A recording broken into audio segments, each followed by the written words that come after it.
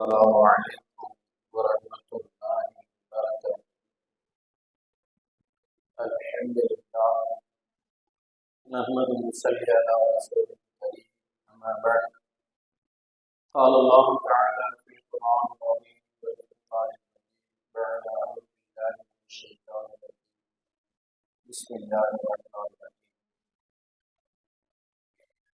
قال جئتنا لتخرجنا من أمرنا بسحرك يا موسى. صدق الله العظيم.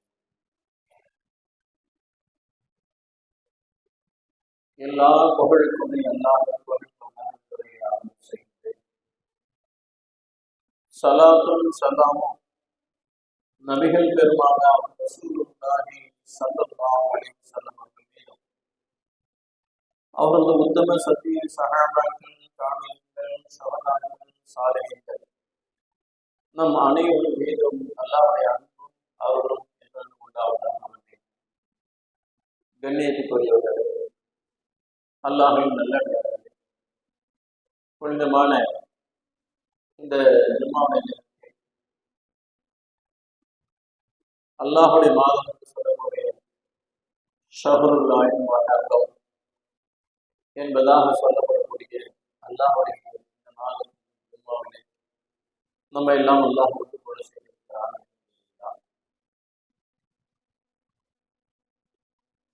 அல்லாஹ் தஆலா வானம் பூமியை படைத்த நாட்களில் என்ன இத்தனை ஷுஹூர் என்றால் சொல்லிட்டாங்க. வானம் பூமியை படைக்கப்பட்ட நாளில் இருந்து அல்லாஹ்வுடைய மாதத்தின் எண்ணிக்கை 12. அதிலே 4 மாதங்கள் கண்ணியப்படுவது என்பதாக அல்லாஹ் சொல்லி காட்டினார். தொடர்ந்து வரக்கூடிய முஹர்ரம், அடுத்து ரஜபதி மாதம். இந்த மாதங்களிலே அரபியர்கள் யாரோடும் யுத்தம் செய்ய மாட்டார்கள், போர் தொடுக்க மாட்டார்கள். அப்படியான ஒரு கண்ணியமான மாதமாக அரபுகள் அன்றிலிருந்து இந்த மாதங்களை கண்ணித்துக் கொள்வதாக கருதுகிறார். அந்த விதத்தில் எல்லாம் இந்த புனிதமான முஹர்ரத்தை ஹிஜ்ரி புத்தாண்டுடைய முதல் மாதத்தை அல்லாஹ் நமக்கு வழங்கி இருக்கின்றார். கடந்த வாரங்களில் ஹிஜ்ரி என்றால் என்ன, அதை பெயர் வருவதற்கு என்ன காரணம், இந்த ஹிஜ்ரத்தை பற்றி உண்டான நிகழ்வுகள் சொல்லி காட்டப்பட்டுச்சு. அடுத்து இதிலே முஹர்ரம் 10ஆம் நாள் ஆஷூராவுடைய நாள். இந்த நாட்களிலே இஸ்லாத்தின் எதிரிகள், அல்லாஹ்வுடைய எதிரிகளில் இருந்து இஸ்லாத்திற்கும் நபிமார்களுக்கும் பாதுகாப்பும் உதவியும் வழங்கப்பட்ட நாள் ஆஷூராவுடைய நாள், முஹர்ரம் 10. இந்த நாளில் அல்லாஹ்வுடைய எதிரிகள் அழிக்கப்பட்டிருக்கின்றார்கள். நபிமார்களுக்கு அல்லாஹ் பல உதவிகளை இந்த நாட்களிலே வழங்கி இருக்கிறார். இந்த நாட்களில் தான் அநியாயம் புரியக்கூடிய மக்கள், இஸ்லாத்திற்கு எதிராக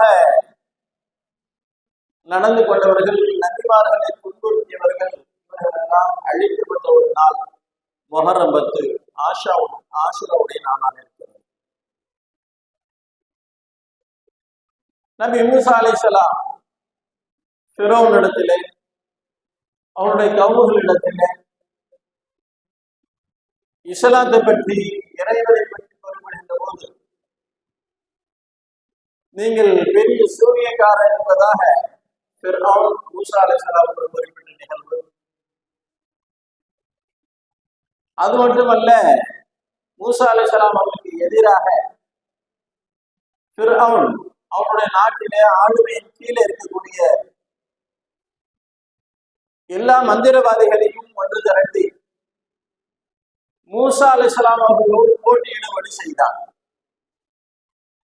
மூசா அலைஹிஸ்ஸலாம் அவர்களுக்கு பல அற்புதங்களை அல்லாஹ் கொடுத்தார். அவர்கள் இடத்தில் ஒரு கைத்தடி இருக்கும், கீழே போட்டா கயிறாக மாறும், பாம்பாக மாறும். பல விதமான அற்புதங்களை அல்லாஹ் கொடுத்தான்.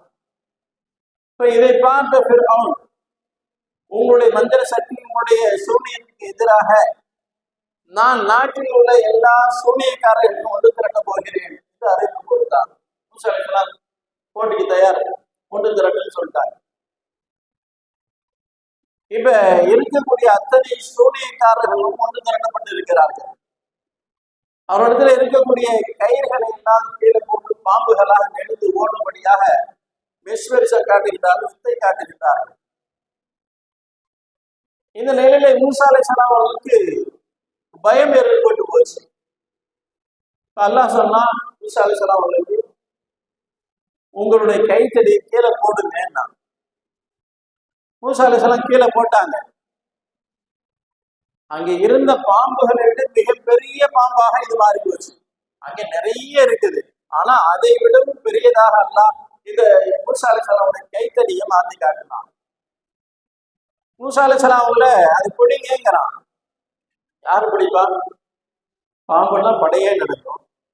அவங்களும் மனிதர் தானே, நபினாலும் அவங்களும் மனிதர் தானே. அப்ப பயப்படுறாங்க.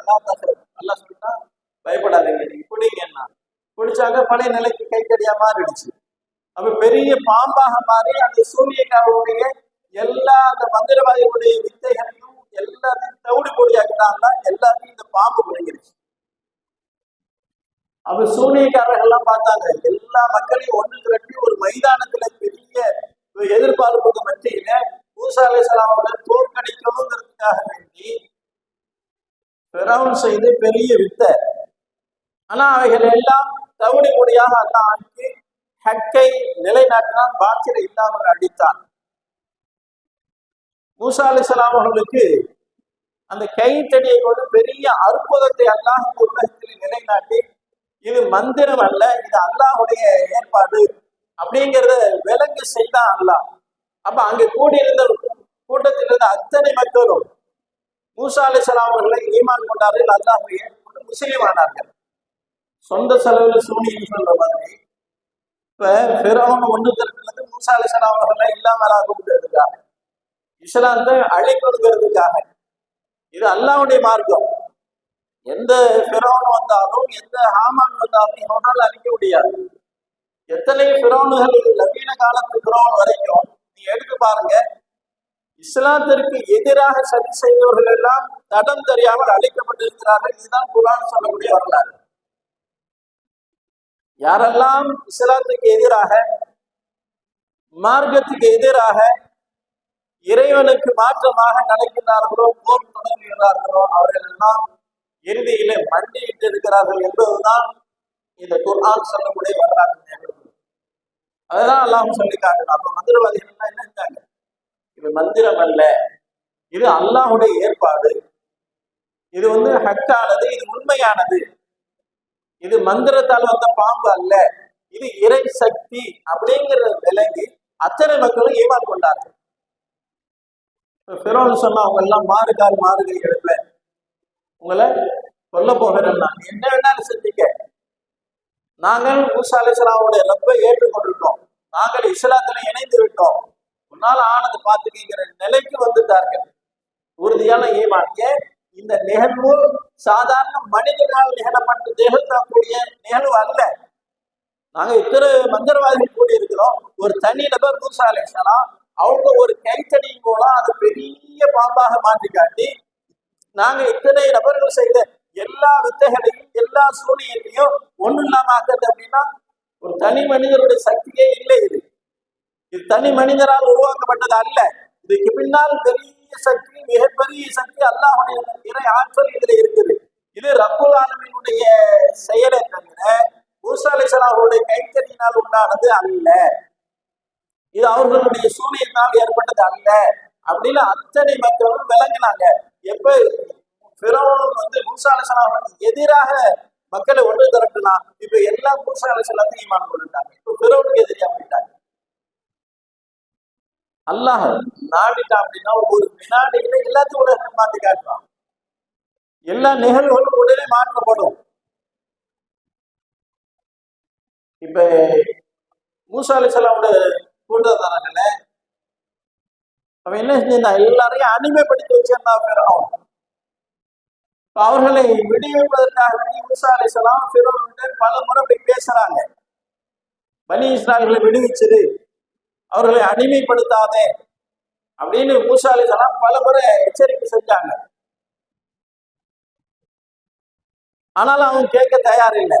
ஒரு கட்டத்துல மூசா அலைஹிஸ்ஸலாம் அவர்களுக்கும் ஈமான் கொண்ட முஃமின்களையும் அழிப்பதற்காக கொல்வதற்காக படை திரட்டுகிறான் ஃபிரௌன். இப்ப படை திரட்டி அந்த மக்களை கொல்ல வருகின்ற போது மூசா அலைஹிஸ்ஸலாம் தன்னை ஈமான் கொண்ட அத்தனை மக்களுக்கு அழைத்துக் கொண்டு கடல் வழியாக தப்பித்து செல்வதற்காக மக்களை எல்லாம் ஒன்று திருப்பி கொண்டு வருகிறார்கள். இப்ப கடல் குறுக்கீடு செய்யுது. இந்த மக்கள் எல்லாம் சொன்னாங்க, இன்னால முதலுக்கும் அதெல்லாம் மாட்டிக்கிட்டோம் அப்படின்னாங்க. நம்ம மூசா அலைஹிஸ்ஸலாம் சொன்னாங்க, அல்லாஹ் ஏன் என்னோட அல்லாஹ் இருக்கிறான், ஏன் இப்படி சொல்றீங்க, அல்லாஹ் வழிகாட்டுவான் அப்படின்னு மூசா அலைஹிஸ்ஸலாம் முழு நம்பிக்கையோடு சொன்னாங்க. அப்ப அல்லாஹ் என்ன செஞ்சான், மூசா அலைஹிஸ்ஸலாம் அவங்களுக்கு அறிவிப்பு கொடுத்தா, மூசா அலைஹிஸ்ஸலாம் அவங்கள நீங்க உங்களுடைய கைத்தடியை நீங்க அந்த கடல்ல அடிங்கன்னா அடிச்சாங்க. பனி இஸ்ரவேல் 12 பெரிய மக்களா இருந்தாங்க. ஒரு குடும்ப கோத்திரமா இருக்குமா இல்லைங்களா, அது மாதிரி 12 பெரிய மக்களாக இருந்தாங்க. அதே போல பாதைகளும் 12 பாதைகள் பிரிஞ்சிச்சு. ஒவ்வொருத்தரும் ஒவ்வொரு கோத்திரத்தாரும் ஒவ்வொரு வழியிலே என்ன தண்ணி இருந்து திடீர்னு தண்ணி விலகி இறங்கி போனோம்னா சேறு இருக்கும், சகதி இருக்கும். ஆனா காய்ந்த தரையா இருக்குது, யாருடைய காலும் உள்வாங்கல, எந்த வாகனமும் அங்க பதியல, காய்ந்த தரை. ஒரு ஒரு வினாடியில அல்லாஹ் காட்டக்கூடிய அற்புதங்கள் இந்த உலகத்தில்.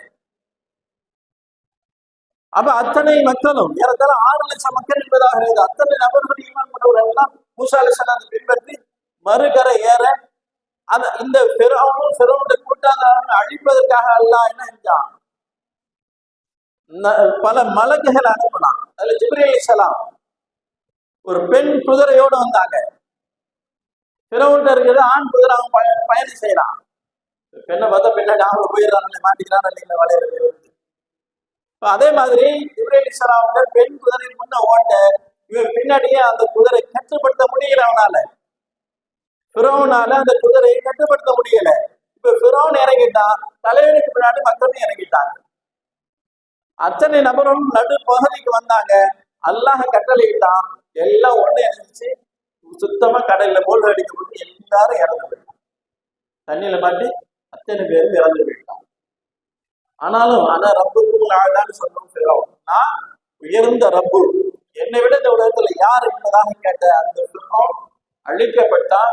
உலகத்துடைய மக்கள் அனைவருக்கும் கியாமத் நாள் வரைக்கும் இப்படியெல்லாம் அகம்பாவத்தோடு உலகத்தில் வாழ்ந்த மனிதர்களுடைய நிலை என்ன என்பதை அல்லாஹ் காட்டுவதற்காக வேண்டி ஃபிரௌனுடைய உடலை பாதுகாத்து, இன்னமும் குர்ஆன்ல அல்லாஹ் சொல்லிக்கிட்டு இருக்கிறான், கியாமத் நாள் வரை வரக்கூடிய மக்கள் விளங்குவதற்காக வேண்டி அவனுடைய உடலை நாம் பாதுகாப்போம் என்பதாக அல்லாஹ் சொன்னான். அதே போல ஹீரோல இன்னமும் அவனுடைய உடல் பாதுகாக்கப்பட்டு கொண்டு இருக்கிறது. அரசு செலவுல இன்னமும் அந்த உடல் கெட்டு போகலை. இன்னும் விஷயத்துல அல்லாஹ் படிப்படைக்காக வேண்டி வைத்திருக்கிறான்.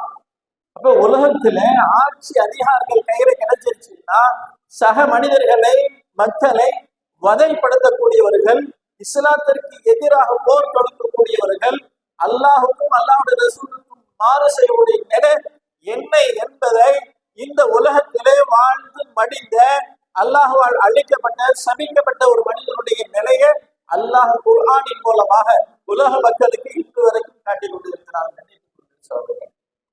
அவர்கள் எல்லாம் ஆட்சி அதிகாரம் கையில இருக்கிறது, அதனால நம்ம எந்த எதையும் சாதிக்கலாம் என்று வாழ்ந்தவர்கள். ஆனால் தன்னையே காப்பாற்றிக் கொள்ள முடியல, தன்னையே காப்பாற்றிக்க முடியல. அப்ப எப்படி மற்ற மக்களை காப்பாற்றுவாங்க? அப்ப அவர்கள் எல்லாம் தடம் தெரியாமல் அழிக்கப்பட்டார்கள் என்பதை எல்லாம் திருமறையில நமக்கு வரலாறாக சொல்லி காட்டுகின்றான். அதோடு மட்டுமல்ல, கண்ணியத்துக்குரிய சகோதரர்களே, பல நபிமார்கள் இந்த உலகத்தில இஸ்லாத்தை போதிப்பதற்காக வேண்டி, ஓரிரை கொள்கையை எடுத்து சொன்னதற்காக வேண்டி கொலை செய்யப்பட்டார்கள். அதுல ஈசா அலைஹிஸ்ஸலாம் கொலை செய்ய சொன்னவங்க அல்லாஹ் அதே மாதிரி ஒரு தோற்றத்தை கொடுத்த ஒரு மனிதனை அங்க வச்சு ஈசா அலைஹிஸ்ஸலாத்தை அல்லாஹ் உயர்த்திட்டான். யஹ்யா அலைஹிஸ்ஸலாம், ஜக்கரியா அலைஹிஸ்ஸலாம் போன்ற நபிமார்கள் எல்லாம் கொலை செய்யப்பட்டவர்கள். அதே போல ஹலீஃபாக்கள்ல உஸ்மான் அல்லானு, உமர் அல்லானு போன்ற சஹாபாக்களும் ஹலீஃபாக்களும் ஷஹீதாக்கப்பட்டார்கள் இஸ்லாத்திற்காக வேண்டி, இந்த மார்க்கத்திற்காக வேண்டி.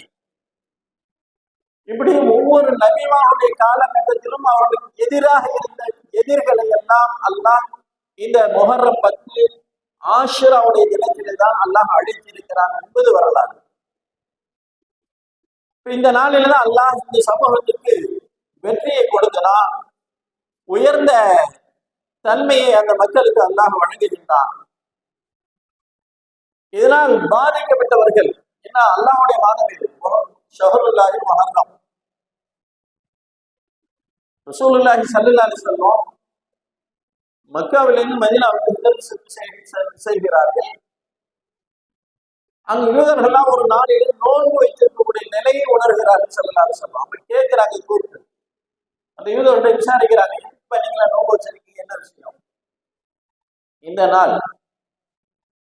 எங்களுடைய நபி மூசா அலைஹிஸ்ஸலாம் அவங்க ஃபிரௌனுடைய கொடுமைகளிலிருந்து பாதுகாக்கப்பட்டு விடுதலை அளிக்கப்பட்ட நாள் இந்த முஹர்ரம் 10 ஆஷுராவுடைய நாள். அதற்கு நன்றி செலுத்தும் முகமாக நாங்கள் எல்லாம் நோன்பு வைக்கிறோம் என்பதாக சொன்னாங்க. ரசூலுல்லாஹி ஸல்லல்லாஹு அலைஹி வஸல்லம் சொன்னாங்க சஹாபாக்களுக்கு, தோழர்களே, அவர்களை விட நாம் ரொம்ப தகுதியானவர்கள் நம்ம தான். அதனால நாமளும் நோன்பு வைக்கணும், நீங்க முஹர்ரத்துல நோன்பு வைங்கன்னு நாங்க ஸல்லல்லாஹு சொல்லுவோம். ஒரு ஆண்டு 10ல வச்சாங்க ஸல்லல்லாஹு சொல்லுவோம். யூத நசாராக்களுக்கு மாற்று செய்வதுதான் நபியுடைய வழி. அதான் ஸல்லல்லாஹு சொன்னாங்க, இன்ஷா அல்லாஹ் அடுத்த ஆண்டில் நான் ஹயாதா இருந்தா 9ம் 10ம் இணைத்து வைப்பேன் என்பதான் ஸல்லல்லாஹு சொன்னாங்க. அடுத்த ஆண்டு ஸல்லல்லாஹு வஃபாத் ஆயிட்டாங்க. அதனாலதான் நமக்கு முஹர்ரத்துடைய 9ம் 10ம் 2 நாட்கள் நோன்பு வைக்கும்படியாக நமக்கு ஹதீஸில் அறிவுறுத்தப்படுகிறது. 9, 10, 9 முடியல 10ம் 11, ஆனால் 10 உள்ளடக்கி ஒரு நாள் முன்னமோ பின்னமோ நோன்பு வைக்கணும், சுன்னத்தான நோன்பு. ஆனால் ரமலான் கடமையாக்கப்படுவதற்கு முன்னால சஹாபாக்கள் எல்லாம் இந்த முஹர்ரம் மாதத்துடைய நோன்பு, ஆஷுராவுடைய நோன்பு தான் வைத்திருக்கிறார்கள். ரமலான் கடமையாக்கப்பட்டதற்கு பின்னால விரும்பியவர்கள் நாங்கள் இந்த நோன்பு வைப்போம், சில நோன்பு இல்லாம இருந்திருக்கோம் என்றுதான் சஹாபாக்கள் சொல்லி காட்டினாங்க. அப்ப அல்லாஹ்வுடைய எதிரிகள் இந்த நாளில அழிக்கப்பட்டு இருக்கிறார்கள் என்ற வரலாற்று நிகழ்வுகளை எல்லாம் குர்ஆன் நமக்கு சொல்லி காட்டுகின்றது. அப்ப அந்த யூத நசாராக்கள் நபி மூசா அலைஹிஸ்ஸலாம் அவர்களுக்கு அல்லாஹ் வெற்றி அளித்த இந்த நாள், அல்லாஹ் வெற்றி கொடுத்த இந்த நாள், ஈடேற்றம் பெற செய்த நாள், அதற்கு நன்றி கடனாக நாங்கள் நோன்பு வைக்கிறோம் சொன்ன அந்த நாளை ரசூலுல்லாஹி ஸல்லல்லாஹு அலைஹி வஸல்லம், உங்களை விட நாங்கள் மூசா அலைஹிஸ்ஸலாம் அவர்களுக்கு தகுதி மிக்கவர்கள், அதனால் நாங்கள் நோன்பு வைப்போம் என்பதால் ஸல்லல்லாஹு அலைஹி வஸல்லம் சஹாபாக்களை நோன்பு வைக்கும்படி கூறினார்கள். அடுத்த ஆண்டில 9, 10 வைப்பதாக சொன்னார்கள். ஆனா இல்ல, ஸல்லல்லாஹு அலைஹி வஸல்லம் வஃபாத் ஆயிட்டாங்க. அதை அடிப்படையாக வச்சுதான் முஹர்ரத்துடைய 9ம் 10ம் இன்ஷா அல்லாஹ் நோன்பு வைக்கும்படியாக நமக்கு கட்டளையிடப்படுகிறது. இந்த நோன்புடைய சிறப்புகளை பற்றி ஹதீஸ்ல வரும்போது, ஒரு வருடத்தினுடைய குற்றங்கள் மன்னிக்கப்படுகிறது என்பதாக ஹதீஸ்ல வருது. நாம சின்ன சின்ன விஷயங்களுக்காக வேண்டி, காரியங்களுக்காக வேண்டி நோன்புகளை விட்டுடுறோம். அது என்ன வச்சா நன்மை, இல்லைன்னா ஒன்றும் குற்றம் இல்லையே அப்படின்னு நினைச்சுக்கிறோம். ஒரு வருடத்திலே நம்மளுடைய தவறுகள், நம்முடைய குற்றங்கள் எத்தனை நிகழ்ந்திருக்கும்? நம்ம என்ன குற்றமற்றவர்களா? நம்ம என்ன நபிமார்களா? இல்ல மலக்குகளா? இல்ல, நம்முடைய வாழ்க்கையில எத்தனையோ நிகழ்வுகள் நிகழ்ந்திருக்கும். அப்ப ஒரு வருடத்தினுடைய குற்றங்கள் மன்னிக்கப்படக்கூடிய ஒரு உயர்ந்த அந்தஸ்து உடைய ஒரு நாள் இந்த நாள். அதனால இந்த நாட்களிலே நாம நோன்பு வைக்கணும். இதே போல நம்ம யூனுஸ் அலைஹிஸ்ஸலாமுடைய கூட்டம், அவர்களை புறக்கணித்தார்கள். யூனுஸ் அலைஹிஸ்ஸலாம் சொல்லிட்டாங்க, 3 நாள்ல உங்களுக்கு அல்லாஹ்வுடைய வேதனை வரும், நீங்க எதிர்பார்க்குன்னு சொல்லிட்டு அவங்க தப்பிச்சு போயிட்டாங்க. ஆனா 3 நாளைக்கு பிறகு மேகங்கள் கூடுது, அதை பார்த்த மக்கள் பயந்துட்டாங்க. உண்மைதான், நபி சொல்றது உண்மை, நாம அவங்களை புறக்கணிச்சிட்டோம், அதனால எல்லாம் வாங்க ஒரு மைதானத்துக்கு போவோம் என்பதாக எல்லா மக்களும் ஒன்று கூடினார்கள். ஒரு மைதானத்துல எல்லா மக்களும் ஒன்று கூடினார்கள். குழந்தைகள், சிறுவர்கள், பெரியவர்கள், முதியோர்கள், ஆண்கள், பெண்கள், இருக்கக்கூடிய கால்நடைகள் எல்லாத்தையும் ஒன்று சேர்த்துட்டு ஒரு மைதானத்துல வந்து எல்லாரும் அழுது மன்னிப்பு கேட்டார்கள். நாங்க யூனுஸ் அலைஹிஸ்ஸலாம் அவர்களை புறக்கணிச்சோம், உங்களுடைய நபியை நாங்க ஏற்க இப்போ என்ன நிலைங்கிறத நாங்க விளங்கிக்கிட்டோம். அதனால இந்த வரக்கூடிய ஆபத்தை, வரக்கூடிய இந்த தண்டனையை எங்களுக்கு தடுத்தது என்பதாக மக்கள் ஒட்டுமொத்தமாக ஒன்று சேர்ந்து அழுதார்கள். அல்லாஹ் அந்த வேதனை நீக்கினான். இது வரலாறு சொல்லக்கூடிய நிகழ்வு. அவர்களுக்கு அந்த ஈழேற்றம் கிடைத்த நாள் இதே முஹர்ரம் 10 ஆஷுராவுடைய நாள் தான். இப்படியாக ஒவ்வொரு நபிமாருடைய வாழ்க்கையிலையும் இந்த முஹர்ரம் 10 ஆஷுராவுடைய நாள் அவருடைய எதிரிகளிலிருந்து அவர்களுக்கு விடுதலை கிடைக்கப்பட்ட ஒரு நாளாக அல்லாஹ் இந்த நாளை குறிப்பிட்டு சொல்லி காட்டுகின்றான். அத்தனை உயர்வு மிக்க ஒரு கண்ணியமிக்க ஒரு மாதம், ஒரு நாள் இந்த முஹர்ரமுடைய 9 நாட்கள். அப்ப இந்த நாட்கள் நாம கண்ணியப்படுத்தணும். எப்படி ரமலானுடைய மாதங்கள் வந்தா எப்படி நம்ம நோன்பு வைத்து இரவு நேரங்களில் தொழுது இரவு நேரத்தில் நமக்கு தேவையானவர்களை கேட்டு பெறுகின்றோமோ, அதே போல இந்த நாட்களில் நோன்பு வைத்து இறைவனத்தில் கையேற்ற வேண்டும். நம்முடைய தேவைகளை, நம்முடைய கோரிக்கைகளை நாம் முன்வைக்க வேண்டும். நமக்கு எத்தனை தேவைகள் இருக்கும், ஒவ்வொருத்தருடைய உள்ளத்திலும் எத்தனை தேவைகள் குறைந்து கிடக்குது. அப்ப அவைகளை அல்லாஹ்விடத்தில் கேட்கணும். மற்றவர்கள் யாராலும் ஏதோ அந்த நேரத்துக்கு உதவலாம், ஆனா நிரந்தர உதவி என்பது அல்லாஹ்விடத்தில் வந்தா மட்டும்தான். அல்லாஹ் கொடுக்கக்கூடியவரை கொண்டு மட்டும்தான் அந்த நிரப்பமாகும். அப்ப இறைவன் இடத்துல கேட்க வேண்டியது. அல்லாஹ் கேட்க முடியாது நமக்கு சொல்றான். அல்லாஹ்வோட ரசூல் ஸல்லல்லாஹு அலைஹி சொல்லி காட்டுறாங்க, அல்லாஹ்விடத்துல கேளுங்க என்பதாக. கேட்கலன்னா அல்லாஹ் கோபப்படுகிறான் என்பதாக சொல்லி காட்டினாங்க.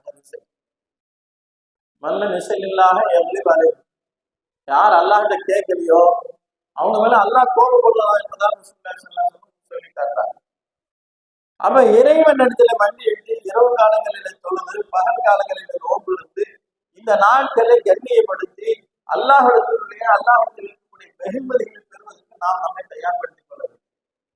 சின்ன சின்ன காரணங்களுக்காக வேண்டியெல்லாம் நோன்பை விடக்கூடாது. மார்க்கம் அனுமதிக்கப்பட்டவைகளை தவிர மற்ற எந்த நிகழ்வுக்காக வேண்டிய நோன்பு முறைக்கிறதும் நோன்பு விடுறதும் பெரிய குற்றம். அந்த சக்தி இருக்கக்கூடிய நாம் எப்படி சஹாபாக்கள் சிறுவர்களுக்கும் நோன்பு வைக்க பழக்கி கொடுத்தாங்க, உங்களுடைய சிறு குழந்தைகளுக்கும் நோன்பு வைக்க பழக்கி கொடுத்தாங்க. 7 வயது சிறுவர்கள், 10 வயது சிறுவர்கள், நிறைய நிகழ்வுகள் இருக்குது. இப்ப நம்ம 15-20 வயது ஆனாலும் கூட அந்த நோம்புனா என்னன்னு தெரியாத நிலையில் நம்முடைய மக்கள் வளர்க்கிறோம். அவன் பசி தாங்க மாட்டாங்க, பசி கட்டாதுங்க அவனுக்கு. அவன் ஒரு நாள் முழுக்க சாப்பிடாம இருப்பான், 2 நாள் முழுக்க சாப்பிடாம இருப்பான். மற்ற ஏதோ ஒரு தோல்வியில ஏதோ ஒரு நிகழ்வுல அவன் சோர்ந்து போய் இருப்பான். ஆனால் நம்ம என்ன சொல்லுவோம், உள்ள பசி கட்டாது, பசி தாங்காது, அவனுக்கு ஏன் அந்த சிரமத்தை கொடுக்கணும் அப்படின்னு சொல்றது. சிரமம் அல்ல, அது அல்லாஹ் ரசூல் விரும்பக்கூடிய நிகழ்வு. அதை நாம சிரமமாக கருதக்கூடாது. அப்ப அந்த நாட்களை நோன்புடைய நாட்களாக நாம மாற்றணும். யூத நசாராக்கள் அவர்கள் மூசா அலைஹிஸ்ஸலாம் அவர்களுக்கு நன்றி செலுத்துவதற்காக அந்த நாட்களை நாங்கள் நோன்பு வைக்கிறோம் அப்படின்னா அதை விட தகுதி மிக்கவர்கள் இஸ்லாமியர்கள் நாம். அப்ப நாம் மூசா அலைஹிஸ்ஸலாம், ஈசா அலைஹிஸ்ஸலாம் தையீமான் கொண்டவர்கள், எல்லா நபிமார்களும் ஒப்புக்கொண்டவர்கள், ஏற்றுக்கொண்டவர்கள். அப்ப முழு தகுதி நமக்கு இருக்குது. அதனால அந்த நாட்களை குறித்து நாம அல்லாஹ்விடத்திலே இறைவனிடத்திலே நம்முடைய தேவைகளை முன்வைப்பது, நம்மளுடைய எதிரிகள் நமக்கு தேவையில்லாத நிகழ்வுகள் ஏற்படுவதிலிருந்து, குழப்பங்களிலிருந்து பாதுகாப்பு தேடுவது நம்முடைய கடமை. ஒவ்வொரு காலகட்டத்திலும் இஸ்லாத்திற்கு எதிரிகள் நிறைய உலகங்கள் உண்டு. என்ற கால வரலாறுகள் பாருங்கள், இன்றைய நாள் வரைக்கும் பாருங்க, இஸ்லாத்திற்கு எதிரானவர்கள் அந்த உலகத்தில் நிறைய வாழ்ந்து கொண்டு இருக்கிறார்கள். சந்தர்ப்பம் கிடைக்கும் போதெல்லாம் ஏதாவது ஒரு நிகழ்வை கொண்டு வந்து இஸ்லாமை கொண்டு வருவது, இஸ்லாத்துக்கு எதிரான கருத்துக்களை பரப்பி விடுது, இப்படியான நிறைய நிகழ்வுகளை நாம பார்க்கலாம். நிறைய நடந்துகிட்டு இருக்கிட்டே இருக்கும். ஆனாலும் இது அல்லாஹ்வுடைய மார்க்கம். இது யாரோ ஒருத்தரால உண்டாக்கப்பட்டது அல்ல. அந்த சொல்லுவாங்கல்ல, புத்தரால் உருவாக்கப்பட்டது, காந்தியால அது அந்த மாதிரி உள்ளது அல்ல இந்த மார்க்கம். இது அல்லாஹ்வுடைய மார்க்கம், அல்லாஹ்வுடைய மார்க்கம், தீனுல்லா, அல்லாஹ் ஏற்படுத்திய மார்க்கம். இது இந்த தீன் ஐந்தல்லாஹ் இஸ்லாம் எல்லாம் சொல்றான். மார்க்கம் அல்லாஹ் உருவல் இஸ்லாம் மட்டும்தாங்க அல்லாஹ்.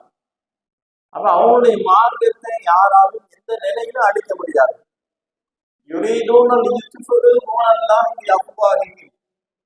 வாயால ஊதி அணைத்து விடலாம் என்பதாக எண்ணுகின்றார்கள். அல்லாஹ் சொல்ல முடியாது. இது என்னுடைய மார்க்கம், இது என்னுடைய ஒலி, இது நான் கொண்டு வந்ததுங்கிற அல்லாஹ். அல்லாஹ்வுடைய மார்க்கத்தை யாராலும் எந்த எதிரியாலும் கூண் ஊதிலாம் அணைக்க முடியாது. இது மெழுகுவர்த்தி அல்ல, இது சாதாரண ஒளி அல்ல, சாதாரண வெளிச்சம் அல்ல. இது அல்லாஹ்வுடைய மார்க்கம். அல்லாஹ்வுடைய மார்க்கத்தில் இருக்கக்கூடிய நாம் அவனுக்கு உறுப்பான செய்திகளில செயல்களில் ஈடுபட்டாதான் அல்லாஹ்விடம் மென்மேல நமக்கு ஞாபகம் கிடைக்கும். இல்ல ஒரு குறிப்பிட்டதுக்கு பின்னால் அல்லாஹ் நிறுத்திடுவான். அதுக்கு பிறகு நம்ம என்னத்தை கேட்டாலும் கிடைக்க போறது இல்லை. நல்லா பாதுகாக்கணும் சமுதாயத்தை. நிறைய நம்ம விளங்காத நிலையில நிறைய நிகழ்வுகள் செஞ்சுக்கிட்டு இருக்கோம். கண்ணியத்துக்குரிய சகோதரர்களே, இன்றைய நாட்களில் வட மாநிலங்கள்ல, மும்பையில, டெல்லியில பாத்தீங்கன்னா இந்த ஷியாக்கள் நெஞ்சில் அடிச்சுக்கிறது, மேல அடிச்சுக்கிறது, கீரிக்கிறது, இந்த மாதிரி விதமான செயல்கள் செய்வாங்க. இது கூட அதை மாதிரி இப்படி துக்கம் அனுஷ்டிக்கும்படியாக ஹதீஸ்ல இல்லை. ஸல்லல்லாஹு அலைஹி வஸல்லம் சொன்னாங்க, துக்கம் என்பது ஒரு நபருக்கு 3 நாட்கள்.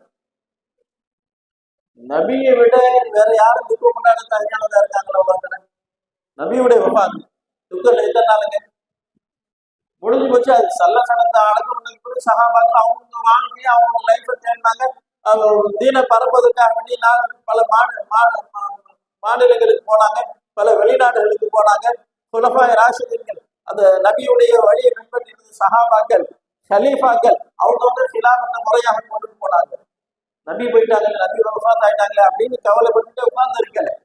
இஸ்லாத்தினுடைய மற்ற எல்லா நிகழ்வுகளும் என்ன நடக்குமோ, நபியர்களால் என்னென்ன நல் வழிகள் காண்பிக்கப்பட்டுச்சோ எல்லா நிகழ்வுகளையும் சஹாபாக்கள் செயல்படுத்தினாங்க. ஓஞ்சி உட்காரல.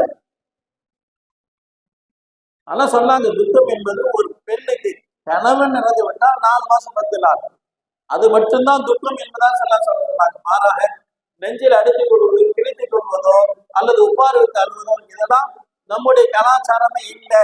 இது இஸ்லாத்துக்கு அப்பாற்பட்டதுக்காக அல்லாஹ் அந்த மாதிரி சில ஷியாக்கள் போன்றவர்கள் எல்லாம் இது செய்யறாங்க. அது தவறு என்பதை மார்க்க நமக்கு உணர்த்தி கொண்டு இருக்குது. அறியாத நிலையில் இன்னும் அந்த தவறுகளை இருக்கிறாங்க. ஓரளவு குறைஞ்சிருக்கு. இருந்தாலும் இவைகள்லாம் முற்றிலும் இந்த விதத்தில் தவிர்க்கப்பட வேண்டியது. கண்ணியத்துக்குரிய சகோதரர்களே, அல்லாஹ் நல்லடியாக இந்த முஹர்ரம் 9, 10 இந்த ஆஷூராவுடைய நாள், இது பிரதானமாக எதிரிகளிலிருந்து நபிமார்களுக்கு அனைவர்களுக்கும் விடுதலை கிடைக்கப்பட்ட ஒரு நாள்.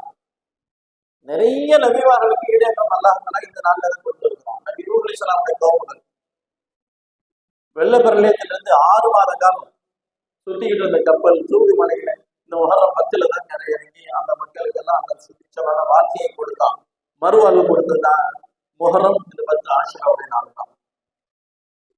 அதனால கண்ணியத்துக்குரிய சகோதரர்களே, அப்படியான அல்லாஹுடைய அருள்களை சுமந்து இருக்கக்கூடிய இந்த நாட்கள் கண்ணியப்படுத்தப்பட வேண்டிய நாட்கள். இந்த நாட்களில் அல்லாஹும் ரசூலும் காண்பித்த வழிமுறைகளின்படி அந்த நாட்களிலே பகல் காலங்களில் நோன்பு இருந்து, இரவு காலங்களில் வணங்கி விவாதங்களை ஈடுபட்டு கழிக்க வேண்டிய இந்த நாட்கள் அல்லாஹ் நமக்கு கொடுத்திருக்கிறான். அவைகளை நாம் முறையாக பயன்படுத்தி இந்த நாட்களிலே அல்லாஹுடைய அன்பை பெற்று நம்முடைய விரோதிகளிலிருந்து ஈடேற்றமடைந்து அல்லாஹ் எல்லா நிலைகளிலும் நம்முடைய எல்லா நல்ல அமல்களை அங்கீகரித்து ஈருலகிலும் அல்லாஹ் சிறப்பான வாழ்க்கையை கொடுத்து அருள் புரிவானா. ஆமீன். வாஹிர் தஅவானா அல்ஹம்துலில்லாஹி ரப்பில் ஆலமீன். அஸ்ஸலாமு அலைக்கும் வரஹ்மத்துல்லாஹி